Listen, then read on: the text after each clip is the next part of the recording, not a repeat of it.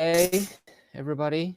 The title of this stream is what actually is the default?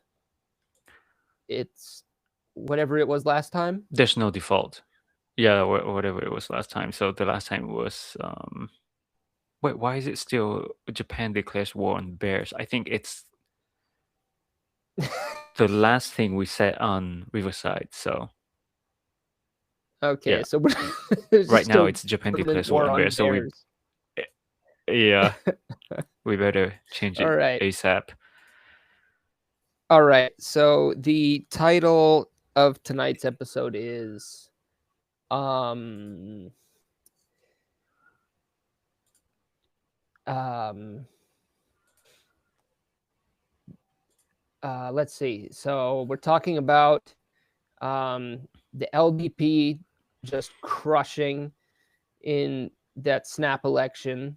The most Japanese experience that you have recently had, which is driving school in Japan, Sure, and if the it was the Pokemon most revival. Japanese. Okay. Um, uh, uh, so how about um, revival, LDP and Pokemon making a comeback? So no driving school. It's boring to put in the title. Okay. Let's catfish some viewers. I know the whole Pokemon making a comeback though. Like it's always been here for me, so I'm very. It doesn't really click for me, but we can talk about that. Yeah. Yeah. Anyway, but you just told me that we got a comment on a video before we started, and I haven't seen it. I Yeah. want a very long comment. Some did. Yes. Oh, good. Let's hear it. Let me find a way to share the screen. Okay.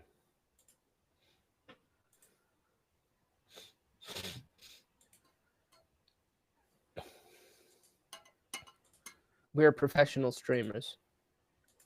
We know how to Yep. share the screen. You can clearly tell. Sort by newest. All right. So let me share it.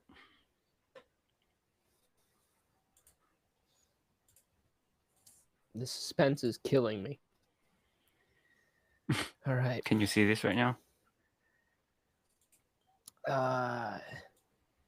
Yeah, I'm gonna put it on my big screen here. Oh, okay. Oh my god. The people in the there was other comments before that. Wow. No, but it's 2 months ago. I Yeah, didn't this even. is the video that we got the most comments. This is the I haven't most read any of controversial video these. we've ever had. Sure. Wow. I think I sent you most of them, but yeah, it's basically a bunch of comments of people disagreeing with us, saying, you know, like this is basically what's gonna happen to Japan, and you know how in the UK, you know, this is like an old story where the immigrants take over, that sort of stuff. So basically, just yeah, what exactly this person is Oh, pointing right. out, which is yeah. Oh my god. Oh my god. Okay, so 2 months ago when we posted this video, which was Hmm. the content of the video was basically looking at the comment section by Japanese people on these videos that were talking about how Zoran Mandani being elected mayor of New York City as a openly, what do we say, out of the closet socialist was an indication of the decline of America, I think. And then it we have to stop this also happening in an Japan at all immigrant. costs. An Yeah, immigrant, right. Yeah. Oh, yeah, yeah. Then the that's the point. immigrant thing. Yeah. Yeah, it was super racist. Yeah. And then that, of course, triggered a whole bunch of Uber righties who said, usual the usual garbage. It's true. You allow others to come in, they will conquer you. You just don't want to admit that is what they are doing. Absolutely absurd. I live in Read Britain this and in a one. town This 45 one's minutes quite away. Yeah. This is crazy. No, I don't remember you showing me this. I live in Britain and in a town 45 minutes away from my town. They have Sharia law. 13-year-old girls get sent to Pakistan in the summer. This is wild. This is a real person commenting on a YouTube yeah. video with 600 views by two dudes in Japan. Yeah. In Japan, two dudes in Japan talking Yeah. about Zoran Mamdani, mayor of New York, and the racist comments by Japanese people in Japanese. Okay, this is the context of this real person who commented on this video. 13-year-old girls get sent to Pakistan in the summer holidays and don't come back to school in September because they've been married to a cousin they have never met. A cousin. Sounds like America for me. This is crazy. I have taught in schools where this has happened. They have gangs of men who groom and rape girls who are not Muslim and get away with it. They have the local council, police, and social services in their pockets because they have such large numbers. In some urban areas in Britain, people who are not Muslim, especially Jews, but not exclusively, are not allowed to enter. There are still genital mutilations going on in some communities in Britain, even though it's against the law, and cousin marriages. Could this happen in Japan? I doubt it. Then why the fuck are you commenting? Yeah. The Japanese are not as welcoming and fair-minded, aka stupid, as the Brits. If we have serious trouble in Britain going forward, it'll be because of the high numbers. And I hope your political ideology makes you feel good about yourself because it's not achieve anything else but misery. All right. Yeah. Yeah. I don't know about you, but this part sounds like America for me. The whole 13-year-old girls and, married to their cousins. Yeah, married to their cousins. These are very familiar stuff you see in America. So, but yeah, this comment is very extreme. It really just goes to show that the right are the new snowflakes. You go out of your way to find these things to comment on. It's amazing. Okay, well, let's see this newest comment from 4 minutes ago. Okay. Yeah, a lot of them are Muslim, which is very, very interesting.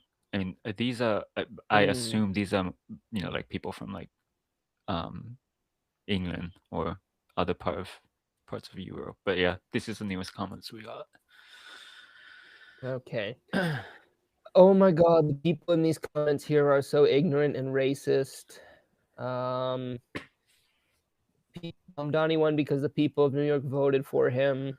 Colonization of Americas began around 530 years ago by the British, the French, the Spanish, and the Dutch, not to mention the slaves. So the way this person wrote it sounds like they're calling slaves colonizers, which is pretty wild. I do have to mention the indigenous people who, you're gonna say technicality. This person, I think he tries to say, like immigration in America begins 530 years ago with the colonization of, like British, French, blah blah blah, and then they also blood slaves. Is what I think he tried to say. If I were you, Japan, I wouldn't go. Okay, so that at the bottom, yeah. Now, so finally at the bottom, I were New Japan, I wouldn't get so comfy with American conservatives because they do everything Trump tells them to do, and he's been getting awful handsy with other countries these days. And it might not be too long before he plants his flag on your soil, and we become cousins. And then we have to get married. Yeah. You know, that's a good segue. Actually, because Takaichi-san did get the public mandate that she was looking for in this last election, and The of snap course, election. This election, yeah. Snaps for Takaichi-san. But have you seen Legally Blonde too? No, but I know you're a big fan of Legally Blonde. Huge, yeah. Yeah. Snap Cup, I think they called it, or Snaps for L. Yeah, I'm pretty sure that's what. But anyway, so she got the mandate that she was looking for, and of course she had the endorsement of DJT, which, like, whatever, right? One of the things that Japanese people do like about her is she seems to charm all of these other world leaders whenever she meets with them, which is a nice change, I guess, from the stogie old guys that have been in charge before her. But yeah, did I guess I'll start by asking you if you heard anything about these upcoming elections, or if you had a sense that this was going to be the result. Yes, I mean, like, I think they knew that this was going to be a result, and there's a high chance of, like, things coming out the way they did. Otherwise, I don't think they would have done it. Because the way I understand it is, it's like a strategic move made by, and I think this has happened before, right? Where the prime minister's approval rating are pretty high, so they want to make like a fresh mandate from the public to pass, their policies. So basically, she dissolved the lower house. Am I right? The House of Representatives.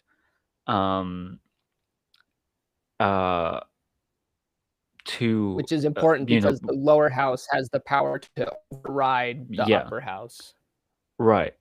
But now she dissolved it and then did this re-election thing. And now she is finally be able to solidify her power within the whole sort of political landscape in Japan. So I think that's why they did it. And that's why they wanted to do it, is because they know they were going to win and make their power bigger within the political landscape in Japan. It's the way I understand it. Yeah, so it is, like you said, it's really common. Not really common, I shouldn't say, but it's pretty within the Overton window for you see the same pattern with every prime minister. I was going to say every LDP prime minister, but that's basically all of them since as long as Japan has had a democracy. But they come in and they have decent approval ratings. And at the time they come in, they've come in to begin with because approval is poor, right? So then they come in and their approval is good. So at the time they've left, they've usually had some shellacking in a recent election, or things aren't going well. So they get this wave of approval, and that's an opportunity to then dissolve parliament, do another election, get some seats back. So Takaichi-san came in and was really popular. And they were in this really unique situation, right, where it was like the first time that they didn't have any kind of majority, so they couldn't unilaterally impose their policies without the assistance of their new coalition partner, which was the Osaka independence movement, Ishin aka yeah, Japan Innovation Party. Innovation. That's what I said. Oh, I heard Yeah. invasion. Um, Japan. No, that's Invasion Zoran party. Mamdani. Yeah, that's Yeah. yeah. And yeah, so this, you know, they're the JIP guys are their new coalition people, and they have this thing where they want the, you know, second capital, and now there's a whole thing about the second capital where a whole bunch of other cities want it as well. And you know, the JIP guys are not necessarily ideologically, they're actually kind of more libertarian than the LDP, is my understanding. But which tracks with their Osaka independence streak. But to make things easier, they could just get a majority again, and then they don't actually have to listen to what their coalition partners tell them to, right? And that was a rousing success. They actually got over 2/3 of the lower house for the first time since post World War II. So they have a super majority, which is pretty crazy.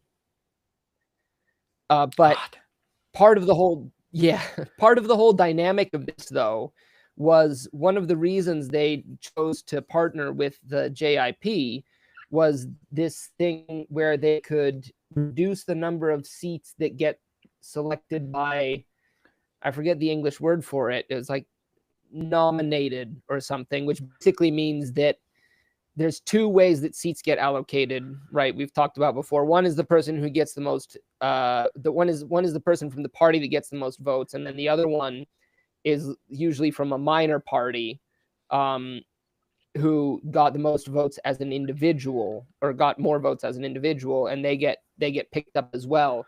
And this was the mechanism that parties like Sanseito were getting seats in, because they weren't basically the idea of that system is it allows people to vote for one party that is more stable and established, but also give a shot to a less established party or person that's saying unorthodox things, and they're saying, okay, let's also throw this in the mix and give it a try.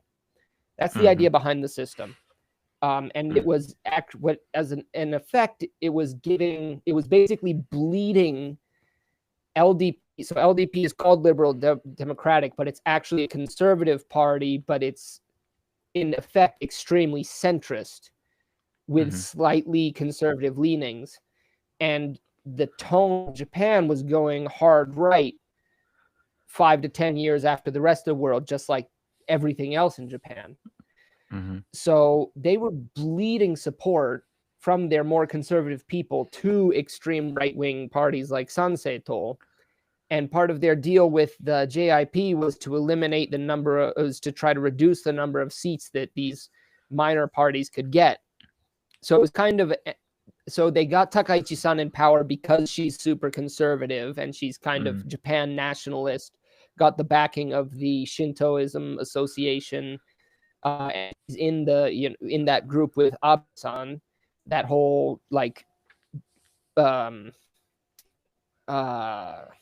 what's the word, dynasty, and then also kind of stomping out the more attractive super right, calling them back at the same time. And this ploy with the snap election was a rousing success. Yeah, is more or less the result. So what do you think? What does this mean for Japan overall going forward, and then obviously also for people like us?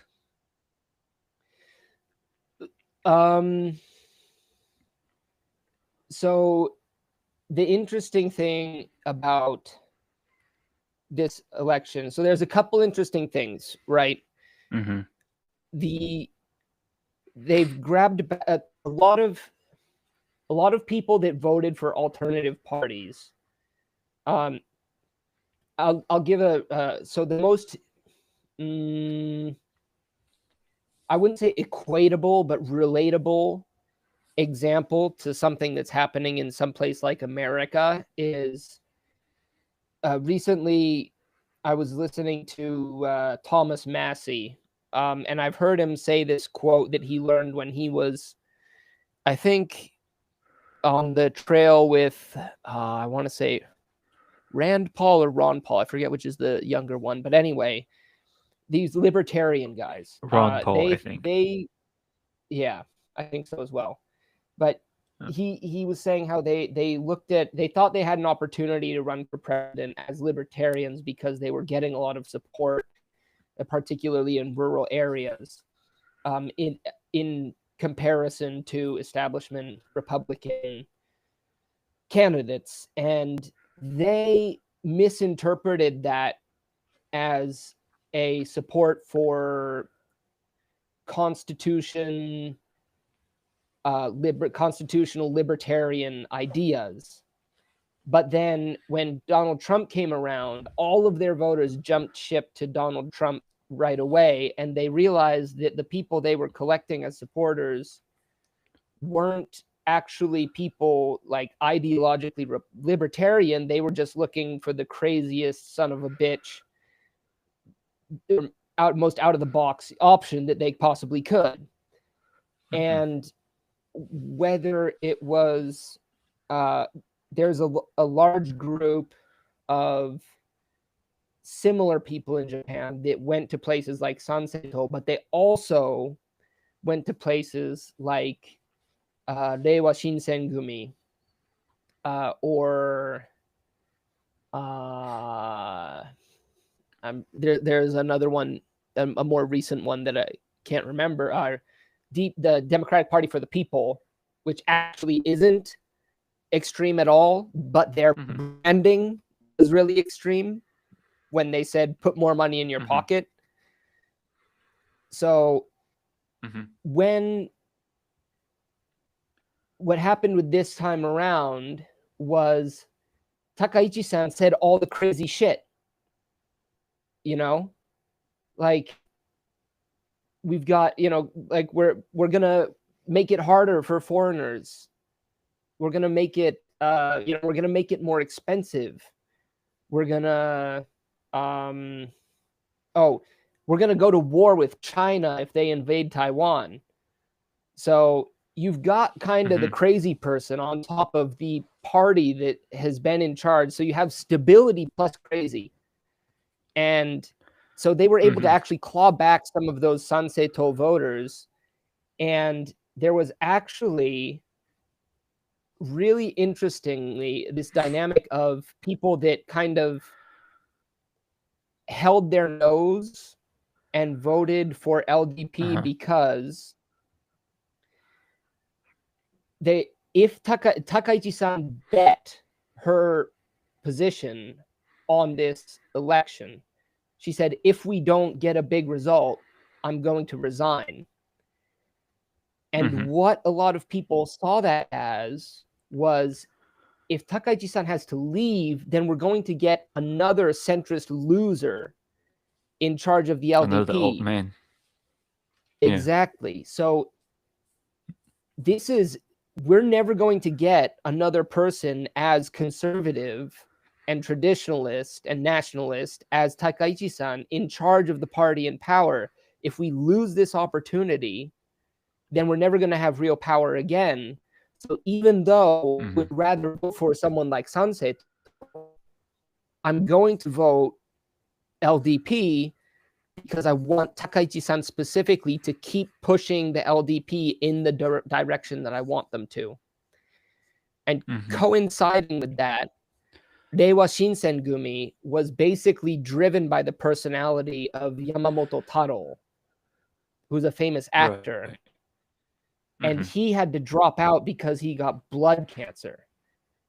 So any What? existence of the far left, so any existence of the far left basically disappeared overnight, and they leaderless. They mostly, I don't know. We'll have to see where they went. Either they didn't vote or they dissipated into other, kind of hold your nose votes or whatever. But the whole Kyosanto. thing ended up, Yeah. Kyosanto Communist Party. But Yeah. so what that says for Japan is basically anybody that was radical has said, we've accepted the fact that LDP is going to be in charge. And right now, the person on top of the LDP is the craziest son of a bitch option that we've seen. So we would rather just keep that than try to push it any more in either direction.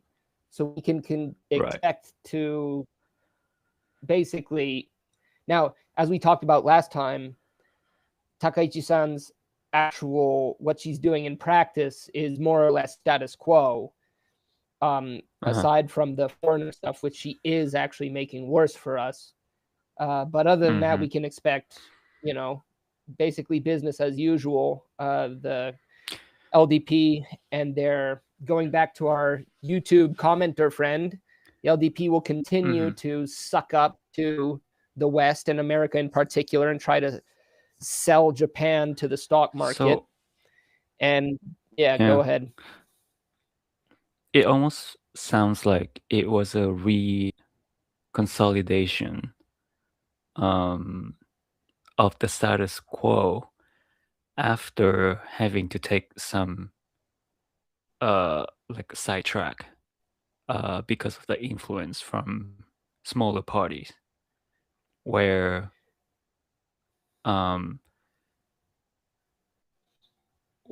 they kind of had to maneuver a bit about the policies because of the stuff that Sanseto was doing. But then because of the snap election, they were able to like refresh the support, kind of gather all of those support back to their party again, is kind of the way I feel about it. Yeah. So like the reconsolidation of their support after a sort of like almost like a bloodbath. Yeah, that's basically it. The big difference being it was kind of the death of, again, Japan. Everything in Japan is 5 to 10 years behind everything that's happening in the West. So Ishiba was probably the last of the generation of Obama Biden bootlickers. Yeah. They were still trying to pretend, that the rules-based world order had any sort of meaning, and we should be open to these quote unquote progressive social ideas like gay marriage or whatever. SDGs. And SDGs, SDGs is a great one. So if you remember that everything about the Japanese government is just a mask to try to get the attention of the West and be considered as one of them, then the previous generation was focused on the Obama-Biden attention, but those people are out of power, and now the faction that wants approval from Trumpists have been, like you said, have come into power, and they've consolidated the Japanese people around them, which works out for what the Japanese people wanted, because they are feeling, real world stress about inflation and hardship. They're experiencing real pain from inflation, this genuine inconvenience and daily nuisance of fucking tourists all over the place. Um, so yeah, that's what it is. Yeah. Wow. Okay. It'd be interesting Yeah, to I see mean, our where it goes from here. yeah, our YouTube commenter friend has a decent point that they should be very careful about trying to suck up to America Yeah. as it is now, because it's, you know, 3 Look at years what's it's going to happening. be something different. Yeah. Yeah. Look at what's happening in America right now. Yeah, fuck. Yeah. Yeah. Um that's our political update for the day. Um so yeah, tell me about driving school. Yeah, driving schools. But actually, one thing was interesting. So I started driving school, and was it yesterday that it snowed? No, the day before that. So 2 days ago, the day it was snowing is actually the election day, right? And then as Mm, I was driving the course, I actually saw some people, because right next to the driving school is the uh, Tohyo-jo. Is that right? Like the place where you ballot actually box. cast a vote. Yeah. Yeah. So it was interesting because like I was just driving around the course in the snow and then see just people line up to vote in the snow, which Mm, is kind of interesting because like like the idea of Japanese people being political is not something you really see on a daily basis. But then you see like people just stand in the snow, which is interesting. But long story short, I started driving school last week. Um, yeah, driving is hard. Driving is hard, man. But hey, hear me out. I'm doing stick, so it's not just oh, it's yeah, it's so stressful. Um, look.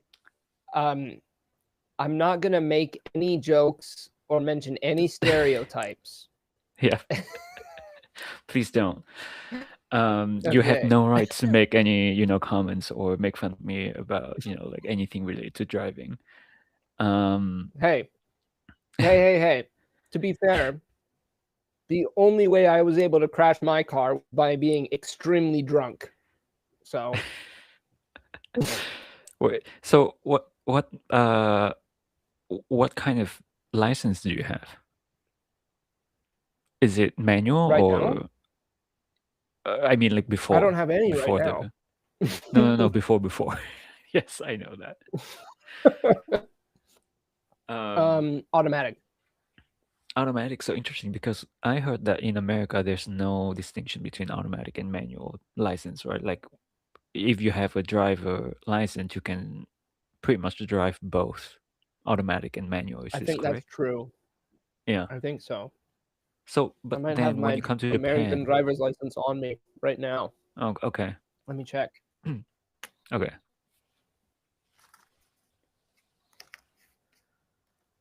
No, it's in my old wallet. oh, all right, never mind then. Damn. Um, Yeah. but then you come to Japan, and how did you acquire the Japanese driver license? You just take a test of 50 questions, right? Or 10 questions, was that right? Mm, it was 10. Yeah. Mm. Yeah. And then you had to do the practical test. Okay, so you have to. Is it in the course? Yep. Interesting. So you just kind of take 10 questions, which is super easy. Like don't drive.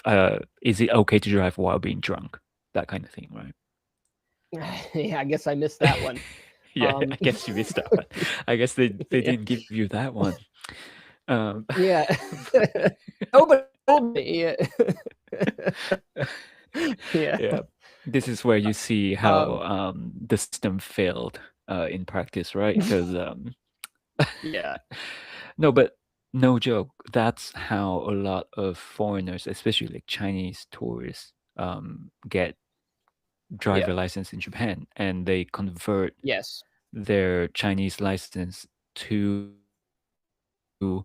Japanese license, which is in the Geneva, whatever, what was it called, Geneva Convention. Convention, which makes it, international ready, right? While the Chinese Right. license is not.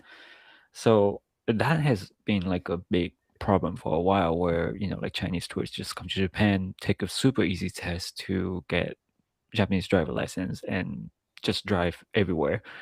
And it's super easy. Yeah, just like 10 questions and do like a course test, right? And then you don't even have to have an address in Japan to convert uh, like from like a Chinese driver's license to a Japanese license. You can just put in your hotel address and you can get a Japanese license. That's how easy it is. Um, so I knew about this stuff. So I just kind of thought, well, if it's that easy to convert, like a foreign license to a Japanese license, it must also be pretty easy to get a Japanese license. That's what I kind of thought, but it wasn't at all. No. Yeah, it's Well, very difficult and expensive. yes. Yeah, It's actually like really expensive to get yeah, it from zero in Japan. Now, first, I want to put on the record that I was fully aware that drunk driving was illegal in Japan. yeah. For I the record, just, I had, for the record, I just had yeah, to, I had to weigh which would be more dangerous, which would be to have some elevated blood alcohol content or to be driving while going through withdrawals. And I uh-huh. decided that, you know, having a buzz was less dangerous than getting the shakes while driving. That was Right. so that was the predicament that Yeah, I was in.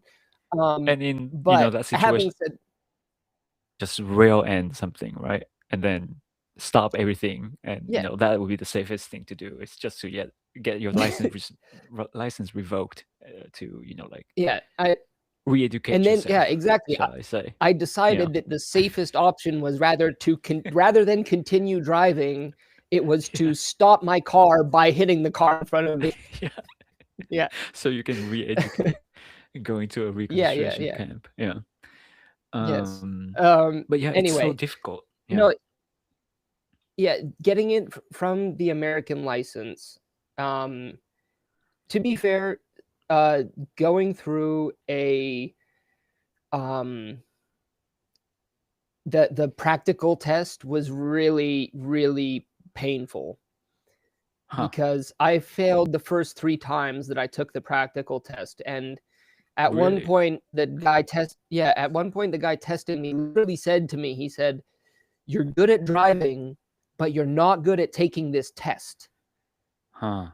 which was infuriating. But Uh, they're very pedantic about how you actually go through the test. hmm. Um, but having said that, like my wife also went to a camp to, Right. Gashku to get her Hmm. license. And if you're an actual Japanese person getting a Japanese driver's license, then you have to spend like, two to $10,000 or something crazy. 30 Was it man to 40 Nijuman? man. So Gojuman? yeah, 30 man to 40 Yeah. man. I paid Okay, 40 man for this school, dude. 33. Yeah. Jesus So Christ. yeah, 4,000 bucks. yeah, 2,000 to 4,000, between that, depending on the course too, because it's really hard to yoyaku the slot, so reserve the slot to practice on the car, because obviously the number of the cars is limited, but like a bunch of people wanted to practice, so it's really hard to reserve cars to practice yourself. So um and the sort of way to resolve that is just to pay more for a different course, that's like where they would just secure all the slots for you in advance, and then you don't have to do it yourself. So it's somewhere between like 20 something man to 40 months, depending on the type of license you're getting and also how you want to go about it. It can take somewhere from 3 weeks to 9 months. Yeah, depending on 9 what months? course you take. 9 months, yeah. Some people, because it's so hard to reserve, and you have to do That this is crazy. like with your school work, right? So it's not like you can go to the driving school anytime. So most people do this while they're going to school or work. So you have to find sometimes that's available for you, your schedule, but then also have an open slot to get on the car at the driving school. So the schedule of this is really hard. If I mean, the only reason why I can do this right now is because I'm in paternity leave. Otherwise, I don't even know how this is gonna work. I mean, But yeah, yeah, you're on paternity leave, which is poetic. Imagine yeah, taking Imagine spending 9 to 10 months doing something and you come out of it with either a fee or a driver's license. yeah, yeah. Yeah, Poetic. that's crazy. 9 months, yeah. But yeah, so your wife did the gashku. So most people in Japan um, get their license when they're still in college, and Yes, there are two ways to because you do can it. only get One, it when you're 20 years old. yeah, and there are two main ways to do it, as far as I know. Is one is what I'm doing now, is which is going to a traditional driving school, and the other one is to go to a gashku, which is like a concentrated driving camp, which usually takes about, I don't know, 2 weeks. Um, and your wife did that, right? Mm-hmm. When she was in college. I don't know anything about that, but yeah, I started driving school last week.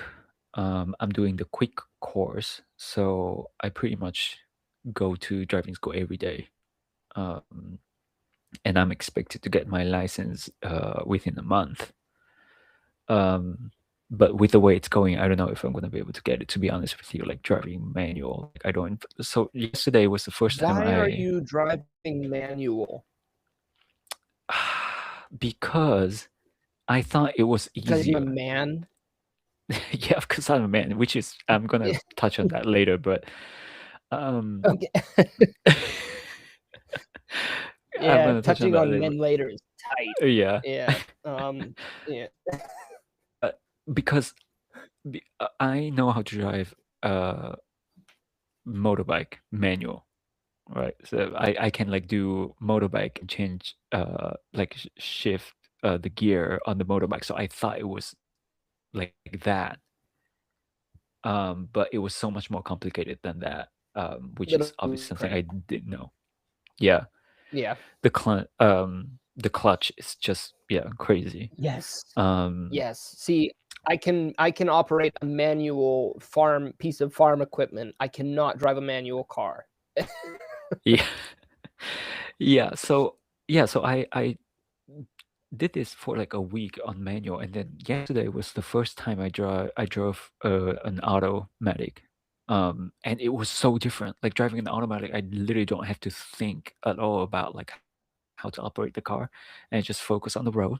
Mhm. But driving a manual, I just have to like, oh my god, like, so what do I do next? Like clutch, brake, clutch, change gear, and like there's no time for me to look at the road. So it's super difficult. But that's not the point of this conversation. So very interesting thing happened to me. I was yelled at by an adult for the first time in I don't even know how many years. Like I can't even remember the last time I was yelled at by someone. But I was yelled at by my instructor on day 2 of driving the car, which was I was so What? shocked. Yeah, like like Loki, like literally like yelling. So what happened was we were practicing um, stopping the car. So like brake and stop the car where I was supposed to, And the way we were doing it is that we would do like a roundabout course, and then we would make one round, and then by the end of the lap, there would be like a road on the side, and I have to like go to that road and then stop right before a pole. So that was the task. Mhm. Um, and I did it once. I stopped a little bit too early, so my instructor was like, Mhm. "Yeah, that was too early. So do it again." I'll do it again. This time, you know, I stopped right at the pole, but then I was too close to the side of the road. So he's like, failed again. So can you do it again? And then I did it the third time. This time, again, I stopped too early. Uh, too early. So it was before the pole. All right. So Mhm. based on the last two times, I thought that the next thing I have to do is to make another round and do it Mhm. one like all over again. Mhm. But the instructor wanted me to actually go forward to the pole and stop there, right? So in my mind, I thought I had to like do it once again and stop exactly where I needed to. But the instructor Mhm. wanted me to just stay Just there roll and go to the forward. pole. Yeah, go forward. Yeah. And so he told me to look on the left side to look at the pole. In my Yes. mind, I was like, I was so focused on doing another round, so I didn't really understand why I had to look at the left side.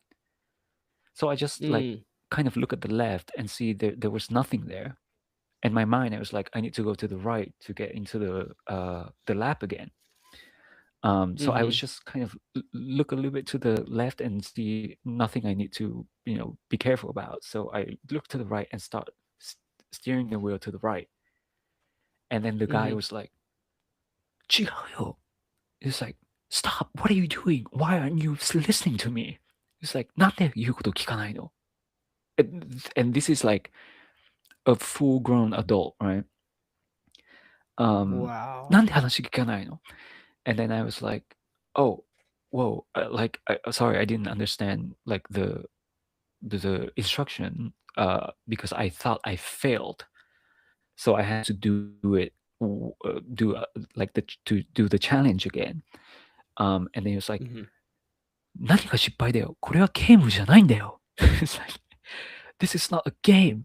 Like, you're driving a deadly weapon. It's like, 人を殺しちゃうよ. It's like, what?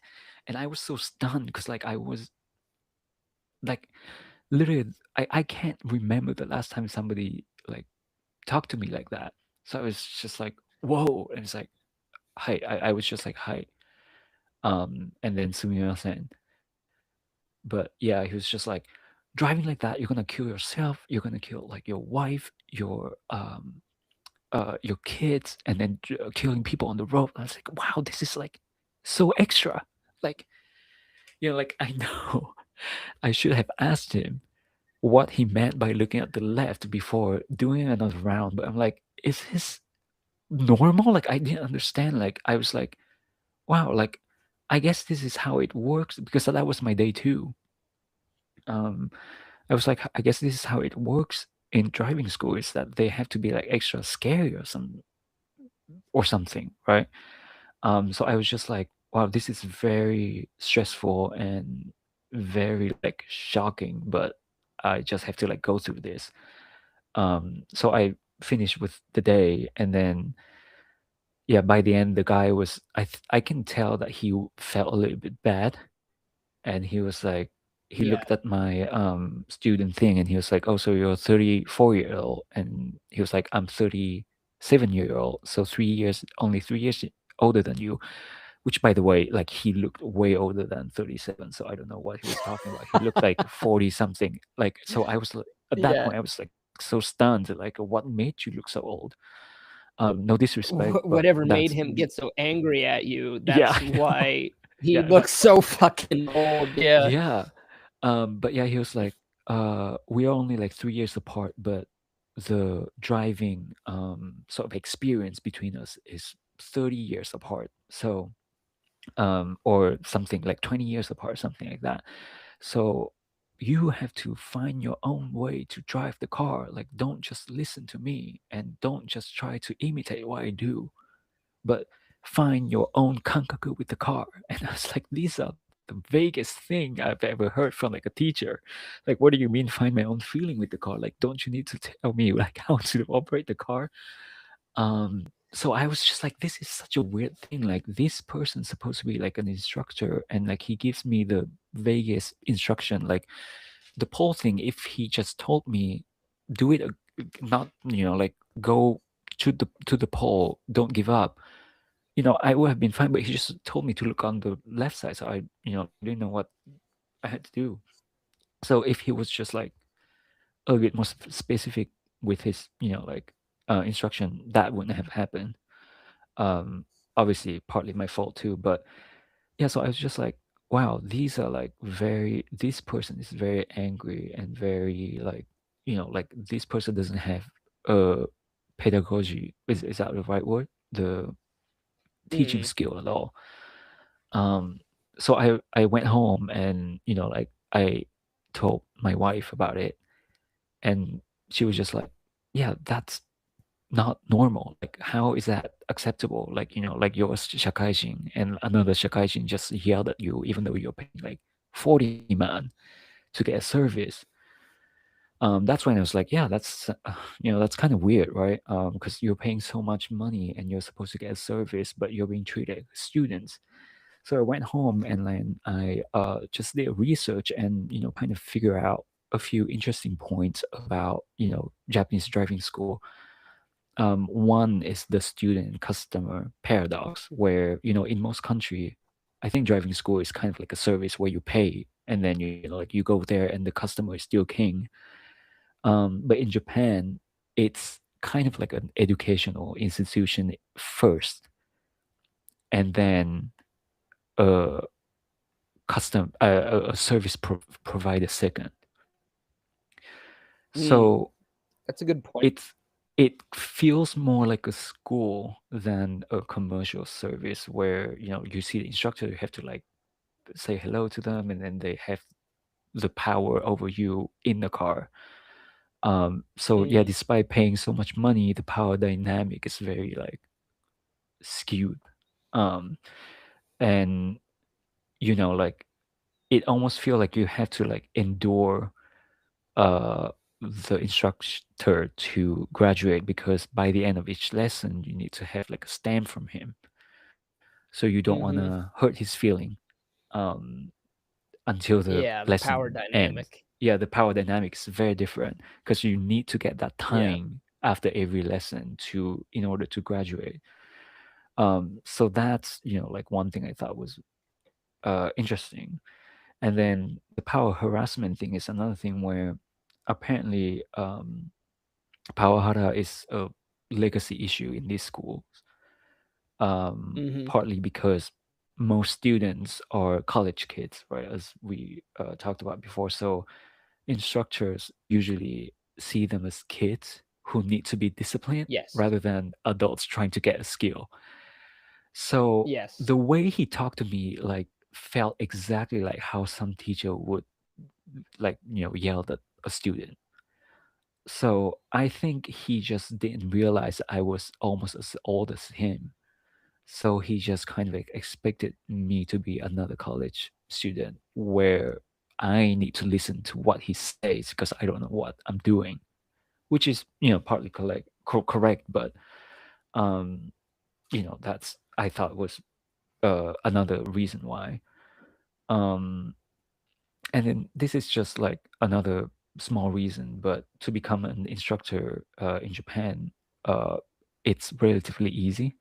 So you only need a high school Yes. diploma and 3 years of driving experience, and then pass a series of exams and training, which are relatively easy. And Mhm. then the pay is relatively low, which was interesting for me. Most of the instructor Ninju is around like 300 man to, like the highest would go to like about 600, which I thought they were paid more than that, um, given the fact that I they're mean, in there's a charge of. huge difference between 300 and 600 though. That's Yeah, like, so very veteran, like the maximum you can go to is yeah, 600, but like what you should expect being in this industry is about 300 to 400. But the that's highest you can go garbage. to is 600. Yeah, it's not Yeah. high. It's literally like, entry level jobs basically. Yeah. Yeah. Um and so basically anybody can become an instructor, right? So many older instructors are retired police officers, and then career truck drivers who have a very sort of military style of teaching. So Yes. the whole atmosphere of the school is very like military, and then power harassment, that sort of stuff. So there's not a lot of pedagogical sort of or psychological training that needs to go into becoming a driving instructor in Japan. So you I mean, I read some stories on the internet, like you see literally like people who just uh graduate Yankee, and then become like a driving teacher, or just people usually can't really Former delinquents. Yeah. yeah, pretty much, yeah. So yeah, so that was a whole new sort of realization for me, because like honestly I've never known about this, never went to a driving school. So but just the fact that that's what most people go through to get a license, and be on the road in Japan is very interesting to me. But yeah, Well, that's my yeah. driving school experience. It thankfully it's 2026 and victim blaming is in fashion again. So I can say, Mhm. uh, you know, you were the one that decided to bleach your hair. So you're asking to get treated like a child. Yeah, most instructor just looked at me, and then they were like, "Oh, you're 30 in your 30s?" Like, and they were like, "Oh, I Yeah. thought you were," because after that guy, I don't choose that guy anymore. Like, I choose some other people. I might go back to that guy at the end just to see if like to give him the sort of redemption, but chance of the redemption. But yeah, most other instructors just kind of like, "Oh, you're in your 30s and trying to get a license, like what's going on here?" Because like most, yeah, I would say 95% of the students there are in their 20s. Well, that's what I thought too when I saw your hair. I was like, "You're in your 30s and you bleached your hair? What are you doing?" But um, Yep. no, I've heard lots of stories like that, but it is obviously, yeah, the it, it's um, Joe Rogan likes to say it all the time. How you're driving when you're driving, you're maneuvering this, how many tons of Yeah. fucking metal at high Hmm. speed, and it's like your life is at risk every single time. Yep. So whether consciously or subconsciously, you're gonna be in like a fight or flight Yeah. situation. That's how he explains things like road rage. Hmm. um so if you I'm trying to people talk about like teaching their kids how to drive is fucking terrifying. Hmm. um I remember sitting passenger seat with my younger sister when she had first got her license. Uh-huh. And I mean, like, I would have argued that I don't know how she got her license in the first place. Yeah. But sitting in the passenger seat when you're completely out of control with someone who hasn't Hmm. driven before or driven properly, you're already like in this, high Yep. stakes situation Hmm. with the tons of metal hurtling down the road. Right. And then with someone who doesn't know how to do it, you're like, oh, I might Yeah. die today. Um, Totally. but then, Totally. like you said, though, there, I think that, yeah, Japan, you should be like, just because you paid for something doesn't mean that Hmm. you should expect to get treated like a customer. Yeah. I mean, I wasn't expecting to be treated like a king or something, but like I but wasn't like expecting to be a regular yelled at human, going maybe. to, yeah. Yeah. Yeah, On my second day, right? yeah. On the Yeah. second day, I I On the had like second. a fight with a test a test whatever guy when I think it was the second time that I did my practical test. It was the same thing. Mhm. Like, they and this is like, this is doesn't apply to just driving instructors in Japan. All teachers, they don't they we talk about this all the time, just the hierarchical nature. Um so the teachers aren't actually accountable or responsible for having any konkyo, like foundation Mhm. for their accreditation. It's just they've been alive or they've been around longer than you have. Right. And they don't expect to ever be challenged.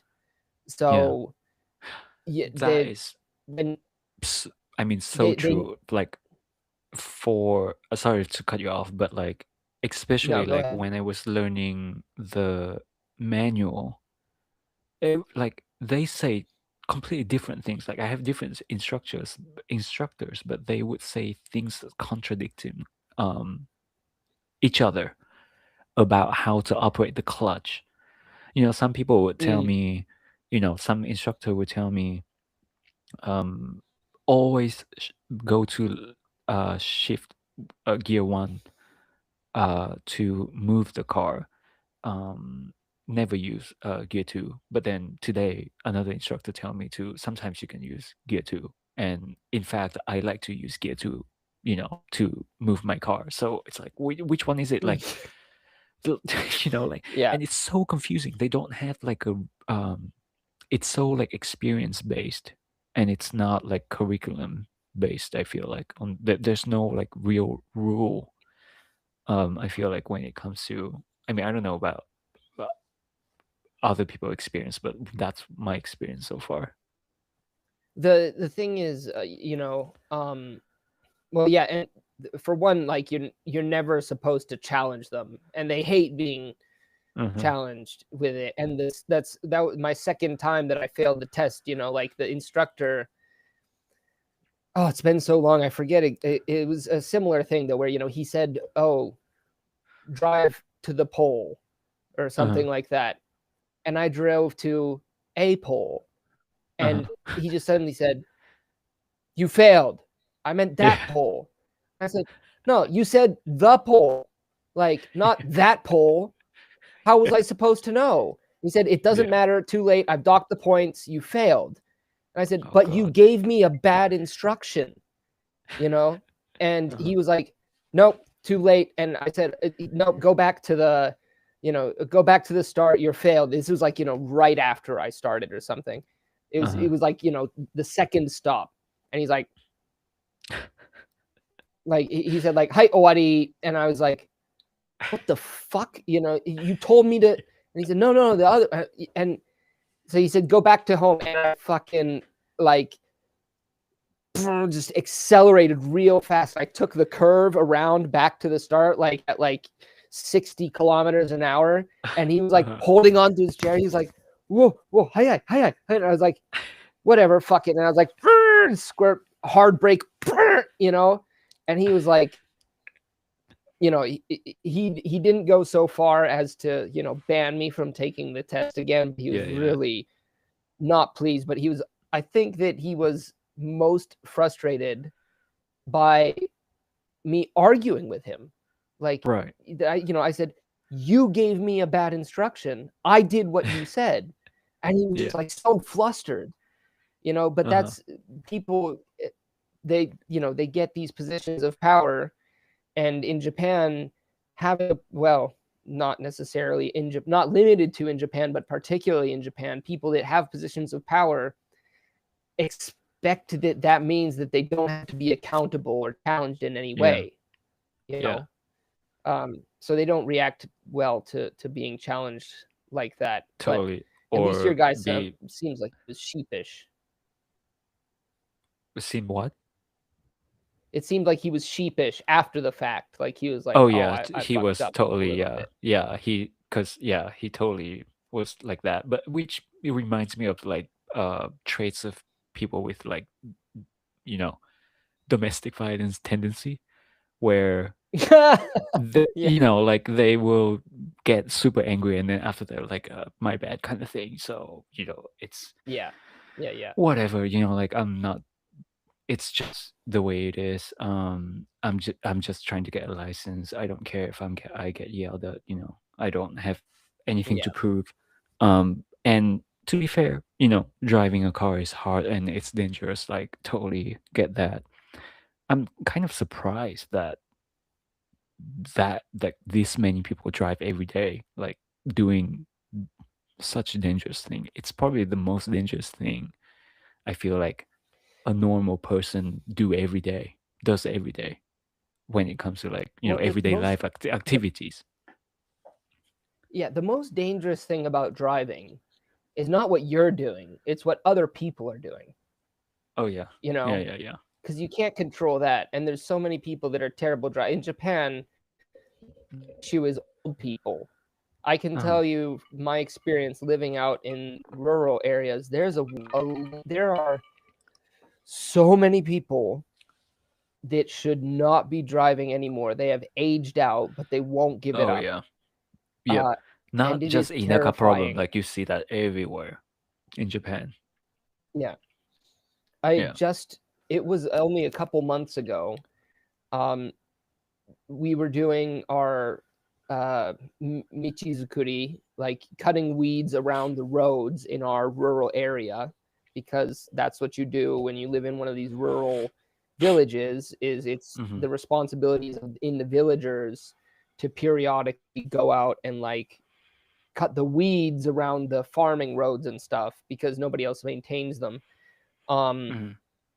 and one of the leader guys who's got to be pushing 90 if not over was driving the K truck that was carrying tools and stuff and like our water, and he came during a water break and delivered the beverages and stuff. He finished and he went to go move on to the next group, and I watched him just like driving down this road, and it's a thin road that it's a thin concrete road like you would see where it's a ledge on both sides. Hmm. And I watched him just drift over the edge and drop his front passenger side wheel over the ledge and get stuck. Oh my god. And he was confused by the Uh-huh. situation, so he tried to just drive out of it, and that led the back left wheel also go Oh. over the Uh-huh. top. But he was obviously really embarrassed, Right. and he was hoping that nobody saw it. So he was trying to like resolve the situation by himself before anybody noticed. See, So he yeah. was trying to like, back out frantically. I think he got out of the car and like tried to push it. And I was, we ended up, we had to go there and, lift the truck Have yeah. back onto the road. But it's, you know, Yeah. thinking that this guy can still drive. Like And, eh, and then we watched him drive off after that. And he was still like, not even stable. It was, yeah. this is ridiculous. I mean, says the person who who will Well, the car to refresh his. But hey, yeah. I had a good excuse. Like I said, Okay. you know, like I crashed my car Hmm. because my blood alcohol level was so high that any other normal human being would have been dead. That's what it took for Yeah. me to crash my car. Okay? Like Uh, Jesus. yeah, that Um. But yeah, like every. I mean, every once in a while you see like on TV where like Fumimachi Gaijiko, where yeah. like an old person will mistaken the throttle to the brake, and then they think they're stopping the car, but in reality they just literally full throttle into like a store or something, and then yeah, every once in a while you see like that kind of accidents in Japan, and like literally like every time I go out, see a car and an old person driving, I'll just like, all right, let me just like prepare to dodge. Yeah. Um, and yeah, that's another reason why I recommend you get manual, because it's actually safer to drive manual. Because Because it Fumimachigai takes more wouldn't, effort and concentration. because it's not as Oh, and easy because like to go just press the fast, wrong and button. then Yeah. yeah, and then if you go fast on the Mm, wrong gear, then you stall the engine, so it will stop right away. So yeah. it's actually very safe to drive manual.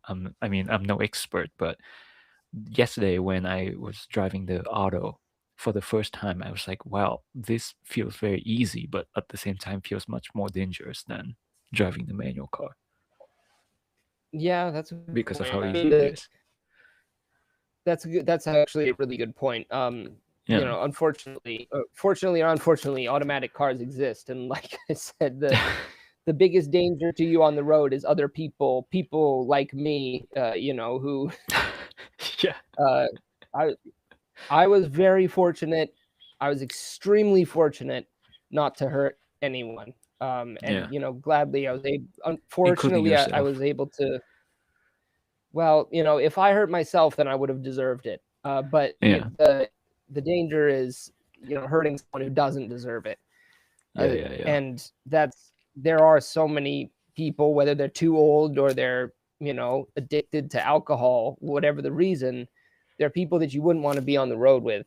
uh, Hmm. but I guess being a driving a manual is a kind of safety mechanism in itself, Yeah.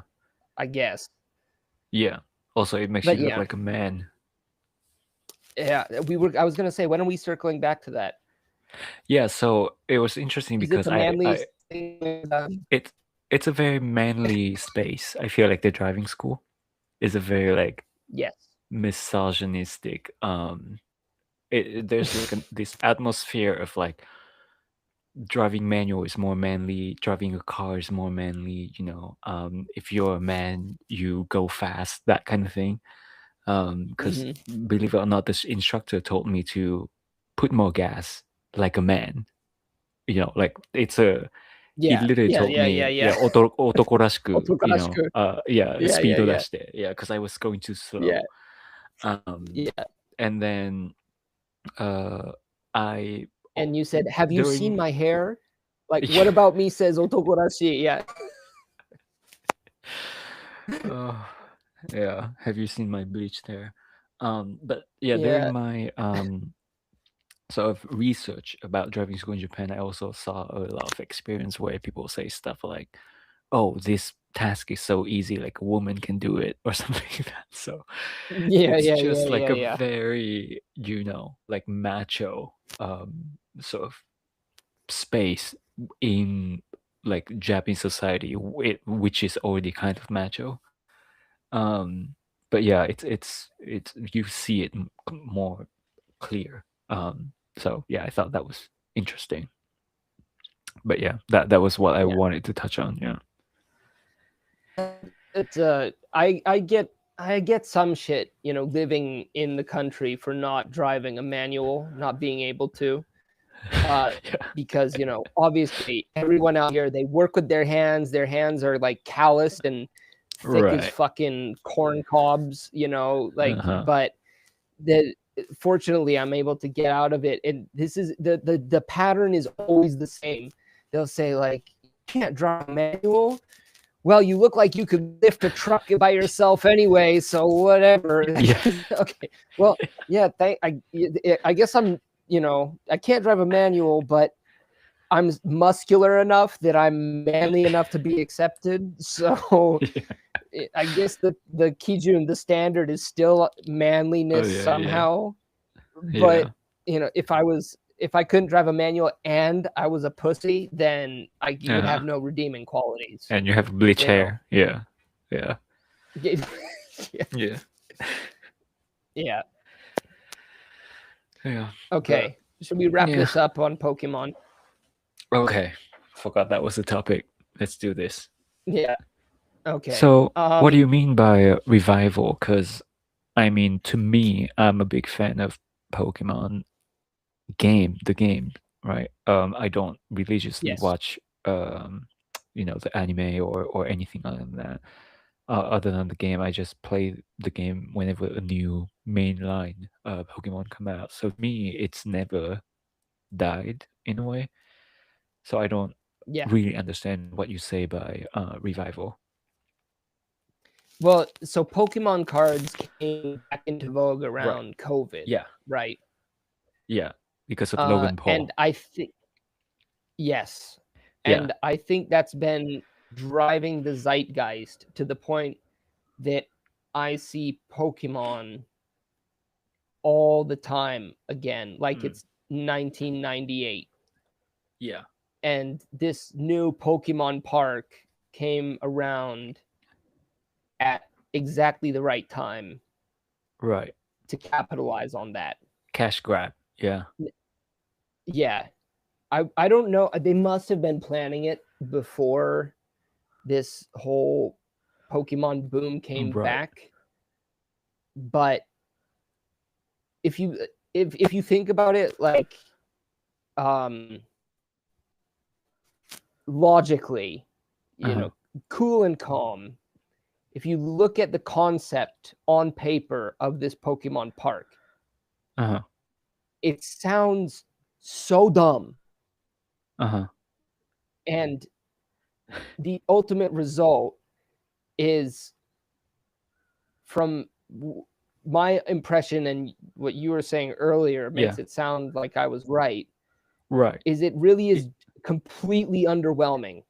in reality, it is pretty dumb and underwhelming. Very underwhelming. And I was like, and so just like a sort of fun fact, I have the same my birthday is the Pokemon Day. So the Pokemon Day is There's a Pokemon Day? 27th. Yeah, 27th of February, which I think was the original like Hatsubaibi, the day where the first game were on sale. Um Wow. so every So it was Pokemon thing destiny happens for in you. February. Yeah, it was destined for me. So Right. February is pretty much like the Pokemon month. So I think they were working for a long time to open the park this month. Um, so it came on the news like a few days ago, and I was anticipating. I was like, yeah, I was, like I'm in my paternity leave, probably not on the first day, but I want to go to the Pokemon park, during my paternity leave with my kids just to check, you know, what it's like.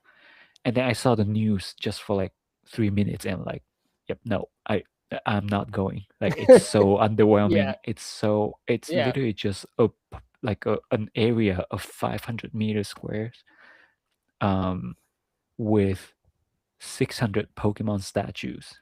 That's all it is. And then one Yeah. ride, one Pikachu like ride.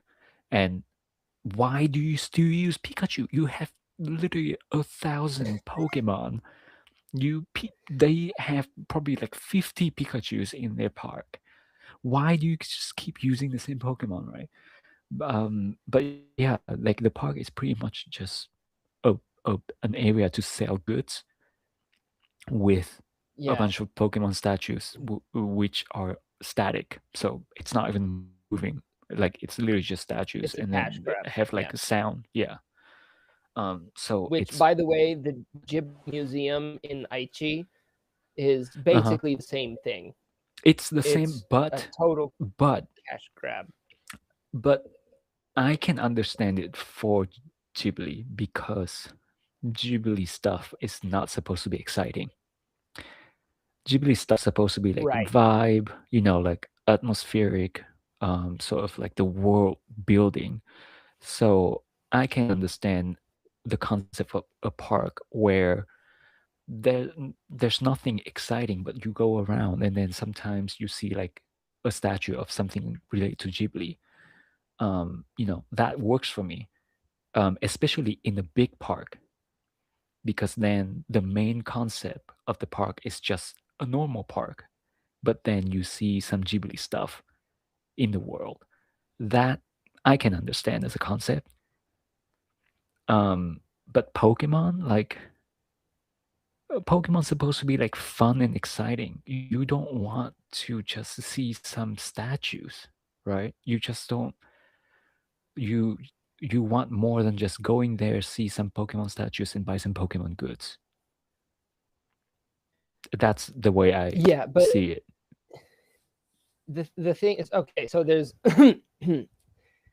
there's the thing about marketing is that you'll try some things and then ultimately you'll always go back to the thing that generates the most Hmm. conversion for you, whatever that tool is. So they'll have all of their metrics and they will have known, tried and tested, Pikachu makes us money. Pikachu converts. Hmm.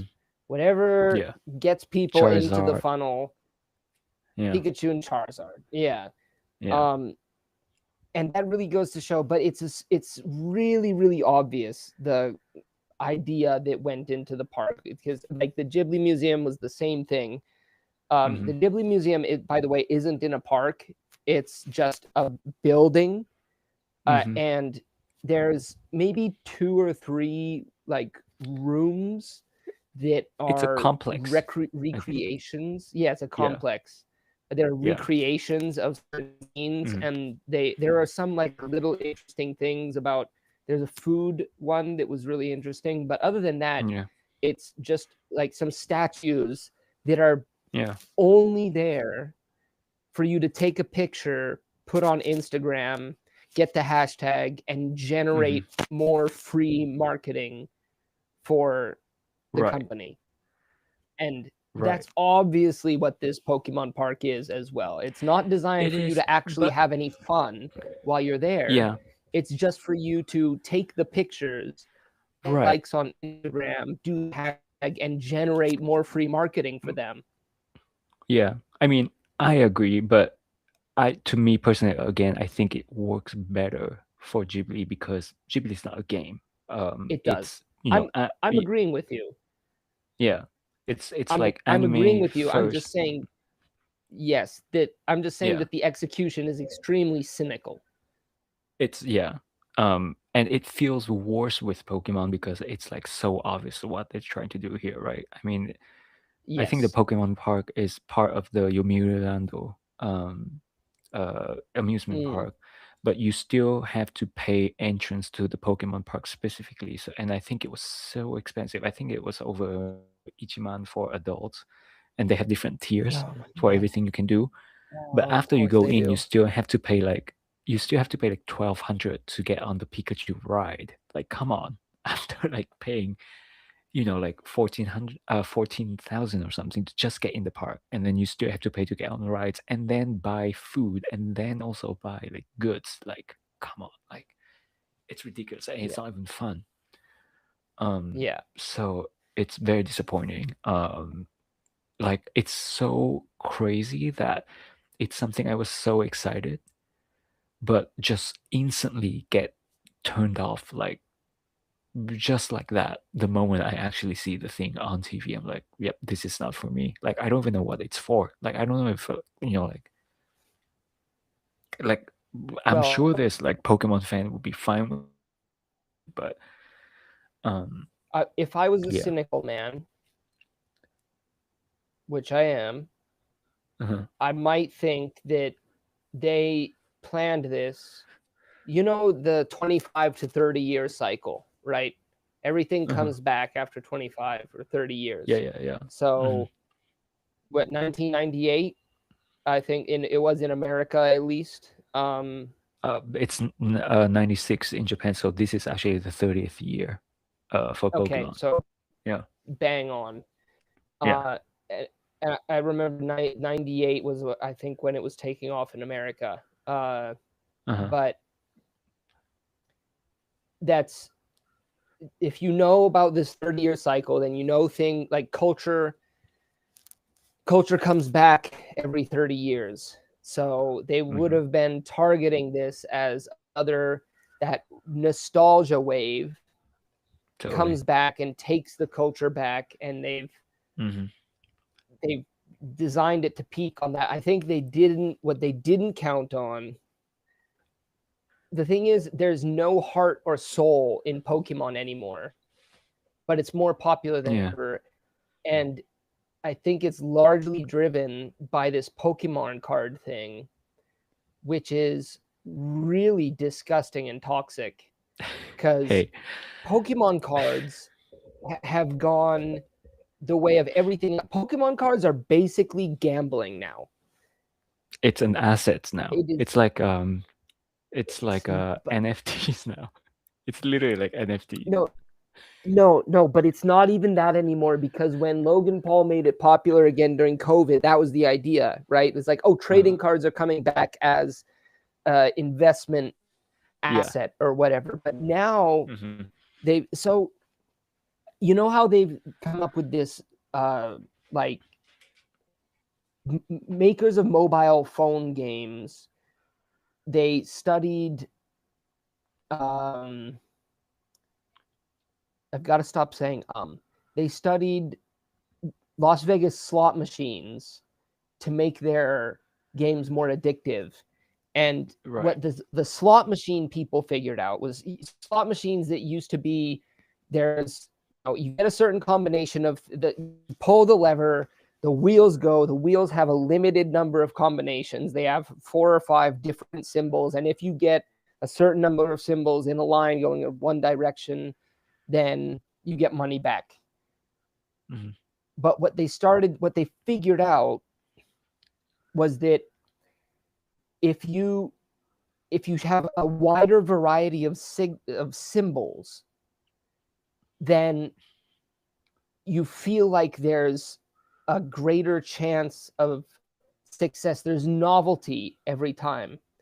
So now when you play like these gacha games or whatever on your phone, and it's just a whole bunch of nonsense symbols. There's a huge number of symbols and combinations that will flash by your eyes, but it's not on a physical wheel where the combination is limited anymore. They're just like generated at random, and it looks like they're moving.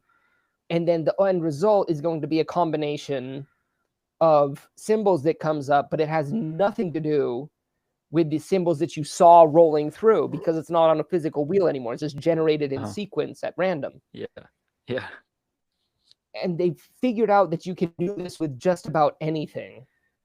So with the trading cards, it used to be that, remember back in our day, all the trading cards had the same template, and they looked more or less the same, with like different values and a different picture and a different name. There's a name of the Pokemon, the picture, the attacks with the element values, and then the background color of the card was different based on the type of the Pokemon, or whether it was an item or a trainer, right? But the template was the same. And then the factor that the point of difference on special cards was just whether or not it was holographic. Yeah. And I think there was like a serial number thing as well. But that meant that there was. Sorry. Whether it's like first edition or not, or like rarity mark and that kind of thing. Yes, but the number of variations was limited because the template background, the template frame was the same. But now they've got all sorts of crazy different variations and different levels of holographic. And I don't know, I'm not tracking this shit because I'm not a fucking loser. But they've created so many different variations, and then they put and when I say they, I don't know who they are, but there's some system that says, oh, this shininess of this background of this Pokemon of this edition makes this card worth $1.38. some arbitrary valuation. Well, So you can buy your pack of Pokemon cards, mhm. and they do the thing with the app, and they go through them, and it's like, oh well, I got a fucking whatever, it's worth $100. Who the fuck is gonna buy that card from you for $100? You haven't won $100. You spent $100 on 10 packs of Pokemon cards. Nobody's gonna buy that shit from you. Nobody. You haven't Well, made any money. This is not an investment. It's an arbitrary valuation. I have a But this I have a confession to make. gambling. Uh-oh. Uh-oh. So Maddie was a Pokemon card collector back in the day, and Mm-hmm. I'm talking like elementary school, that kind of thing. And Mm-hmm. 2 years ago, she found the binders that she got Oh, that's so when cool. from the basement. I mean, this sounds like a made up story, but yeah, she found the binder No, from the this is basement so of her cool. mom's house. And like we're not particularly like into Pokemon cards at least anymore at this point, where we know, Mm-hmm. like what's the rare card and what's not. Um so we just kind of had the binder, and we were like, yeah, some of the cards might worth a lot these days because these are all like vintage cards and they in pretty good conditions. But we're never gonna sell it anyway, so I don't really care like how much it's worth. It's just like childhood memories at this point.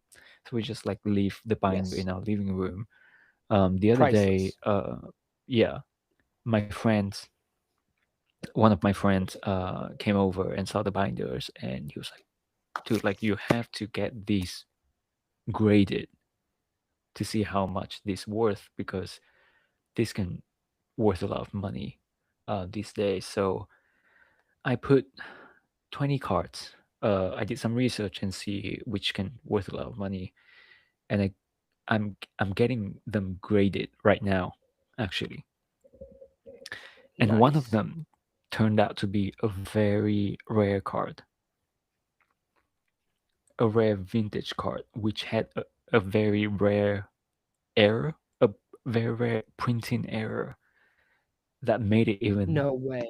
more expensive. Yeah. But depending on the No condition of the card, way. um, it's in a pretty good condition, but I don't know like how much it's gonna get graded.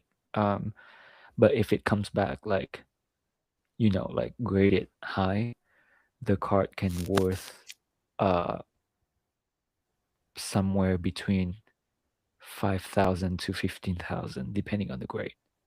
Dollars. Dollars? Yen. Dollars, yeah. 5,000, between 5,000 Dollars? to 1,500. 5,000 to 15,000. 5,000 Yeah, to 15,000 $15,000. US dollars. US dollars, yeah. And so the grade works from like 0 to 10, and like 10 is very difficult to get because obviously like vintage card, there's no way it's gonna like 10. But like if that card come back a 10, then it can worth $20,000. But I'm not expecting that because like I don't think vintage cards gonna be graded as a 10. But so that's something that I'm in the process of doing right now. Is that we got some childhood vintage Pokemon cards, so we're kind of trying to get them graded to see if it's can become like Okay. son's college fund. So yeah, if you can like sell it while it's hot like this, you should. Yeah. The thing is, there's a difference between a collector who is Uh-huh. collecting these things because they bring them joy, and then it becomes Mhm. like a history museum, Yeah, right? yeah. Uh-huh. I think that shit is really cool. Yeah. $5,000 to $15,000. Look, if you're a tech bro, in Silicon Valley, or you graduated from the tech bubble and you've just you're doing nothing in your Los Altos home but collecting Pokemon cards because of the nostalgia or whatever you like. Those are the things you like. That's great. You spend your money how you want to. Okay. I collect Warhammer. I'm not going to shit on diss anybody for that. Yeah. What I am shitting on is the new Pokemon cards. Right. That's because what I'm doing. Yeah. Those. Yeah, that's not what you're doing. Yeah. I just want to say I respect what you're doing. Yeah. I like it. And it's super fucking cool that you have a $15,000 Pokemon card in your wife's We don't know basement. yet. We don't know yet. Yeah. Could be. Yeah, well. Yeah. And I'm going to remember the card that. is very rare. Yeah, the card is already very rare, so it's just what is now. Huh? What is it? It's a card called Shining Gyarados. And the error, specific error, is the double hollow error, where they put 2 layers of hollow onto the cards, so it's extra hollow. And I didn't so even know. Fucking cool. Yeah. Like, I didn't even That is know so. that it was an error card. Gyarados is like the coolest Pokemon too. What? Yeah. Yeah. Oh my god. That's like getting a double red Gyarados. Wow. Even I'm not immune to the nostalgia bait here. This is crazy. So this is a Shining Gyarados double horror. So these price varies because of the condition of the card, but look how much the stuff that's on the market right now. This one is like $6,000. If it's like in bad condition, then just like 1,000. But that's already like. See, so if it's a PSA 10, $19,000. Wow. That's crazy.